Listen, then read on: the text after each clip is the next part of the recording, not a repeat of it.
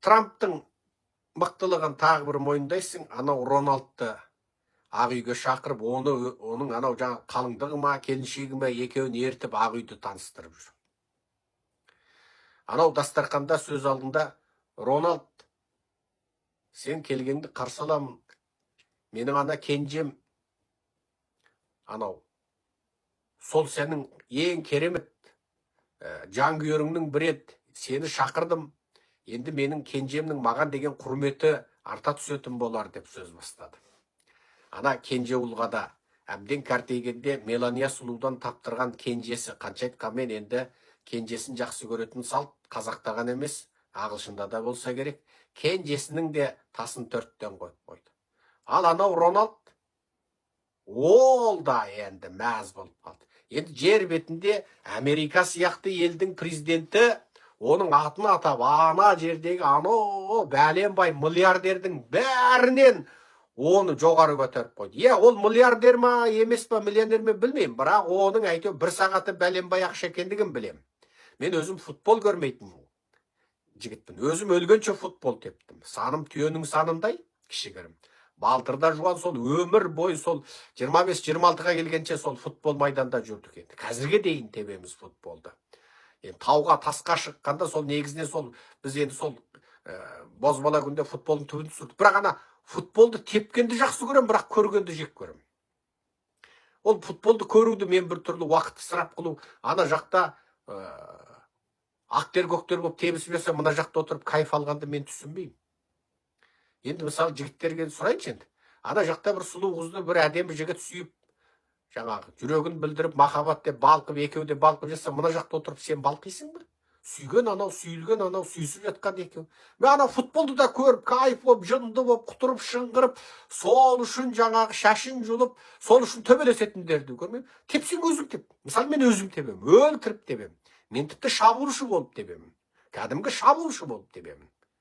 Бірақ елдің тепкеніне қарап, құтырынып естен айырылмаймын. Бұл енді менің мінезім. Енді оны мүмкін біреулерге сол көрген қызық шығар. Мен көргенді ұнатпаймын, өзім істегенді ұнатамын. Біреудің істеп жатқанын көріп кайф ала алмаймын. Теуіп жатқанын көріп. Енді жаңағы Рональд. Білдей бір Америка неғып Рональдты шақырып алып, оның тасын төрттен қойып нетті. Сөзсек, осы келе жатқан жылда Америка, Мексика, Канада болып, футболдан үлкен әлемдік дода болады екен. Американың 11 ма 10 үлкен қаласында оның соңғы шешімі шығады екен. Енді бүкіл жер шарының 8 миллиард адамының әгі өзі теппесе де елдің тепкеніне қарап кайф алатын жанкүйері, фанаттары Мексика, Канада, Америкада сабылып жүріп футбол көреді екен. Келер жылы қызықтың көкесі болады екен. Енді кім біледі, келер жылдан бастап мен де футбол көріп кетем бе? Жасым 52-53-ке келгенде аяқ астынан ой футболды енді тебетін жастан да кетіп барамыз ғой. Жаста келді енді қазір. Жаста келді енді. Енді еңкілдеп футбол теуіп жүргенде ыңғайсыздау енді. Баяғыдағы күш жоқ, арын жоқ. Оңай ма енді? Бірақ енді кім біледі, енді жақсы көріп кетеміз бе? Келер жылы біз де сол футболды ана қаладан мына қалаға қуып жүріп көреміз бе? Енді сол Америкада өтетін футболыңыз не болады? Канада, Америка, Мексика үш елде. Құрлықтағы үш елде бір-бірімен шекаралас. Және оның соңғы шешімі Америкада өтеді екен. Демек, Трамптың әлден келер жылғы келетін бәленбай миллион, мүмкін бәленбай 100 миллион адамға жарнама жасады. Бір. Екіншіден, жаңағы Рональдтың жанкүйерінің жан саны Трамптан әлде қайда көп екен. Оның жанкүйерлері, жаңағы жасы бар, оның жерлесі бар, оның тілін түсінетіндері бар, жаңағы ағылшын емес қой мысалы.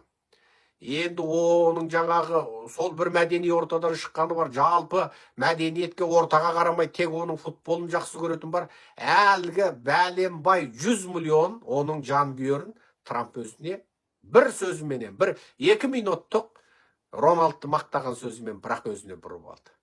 Енді әлгі өмір бойы Трамп кім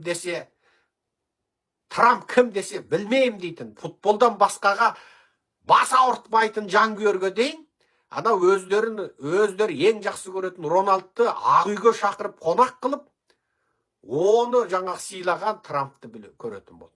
Демек, Трамп бұл арада бір оқпен екі қоян атып кетті. Ұлының да дәрежесін бір көтеріп қойды, жап-жас кеше ғана орта мектеп бітірген ұлын. Анау қалың миллиардердің ішінде жүрген миллионер футболистің дәрежесін бір көтеріп қойды. Анау оның өзінен бәленбай 1000 есе көп фанаттарына өзінің жарнамасын жасады. Бұл ертеңгі Америкада болатын футболдың додасына да бір жарнама жасады. Және сонымен қатар ол тек жаңағы ірі алпауыт магнаттар, миллиардерлер, бизнесмендер, саясаткерлер ғана емес. Мына өзіменен жаңағы былай қарасаң тым қатысы да жоқтау футбол саласын, спорт саласында өзіне бұрып алып кеткендей болды. Аса керемет айлакерлік. Аса керемет айлакерлік.